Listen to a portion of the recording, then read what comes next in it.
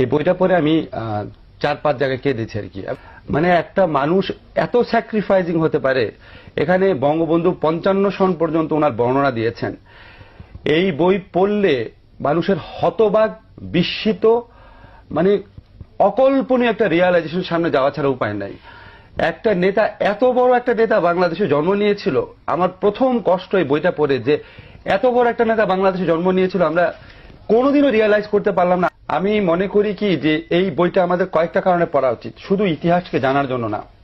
একটা হচ্ছে এই দেশের মাটিতে কত বড় নেতা জন্ম হয়েছিল রিয়ালাইজ করার জন্য। সেকেন্ড হচ্ছে বঙ্গবন্ধুকে, এই অনুসন্ধান আমার থাকবে। আমি আজকে শ্রোতাদের কাছে কমিট করে গেলাম যে এত বড় একটা গণতান্ত্রিক নেতা, এত বড় একটা স্যাক্রিফাইজিং নেতা, এত বড় একজন মানে ভালোবাসাপূর্ণ মানুষ কেন স্বাধীনতার পর বাকশাল কায়েম করেছিল, কি করেছিলাম আমরা ওনার সাথে। আমরা মানে ওই সময়ের আওয়ামী লীগের লোকজন, ওই সময়ের জাসদের লোকজন, ওই সময় স্বাধীনতা বিরোধীরা মিলে দেশে কি পরিস্থিতি সৃষ্টি করেছিল, এবং ওই সময় আন্তর্জাতিক ষড়যন্ত্র। যে এত বড় একটা গণতান্ত্রিক নেতাকে উনি গণতন্ত্রের জন্য এক নাগারে 26 মাস জেলে ছিলেন। উনার শিশুপুত্র শেখ কামালের বয়স ছিল কয়েকদিন, শেখ হাসিনার বয়স ছিল কয়েক বছর। আমিও তো বাবা হয়েছি, আমি আজকে ফিল করি এরকম বয়সী সন্তানকে রেখে উনি বছরের পর বছর জেলে থেকেছেন। এত বড় একটা মানুষ কেন বাকশাল করেছিলেন, কি আমরা তৈরি করেছিলাম সেটা আমার জানতে হবে।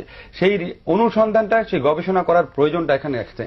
থার্ড যে জিনিসটা লাস্ট আমি বলবো, যে আজকের রাজনীতিবিদদের জন্য এই বইয়ের পাতায় পাতায় উদাহরণ আছে, এই বইয়ের পাতায় পাতায় আত্মদর্শন আছে, পাতায় পাতায় দিক নির্দেশনা আছে। আজকের রাজনীতিবিদরা যেন এই বইটা পড়েন এবং অনুভব করেন যে বঙ্গবন্ধুর থেকে ওনারা প্রত্যেকে কত নিচে নেমে গেছেন, কত দূরে সরে গেছেন।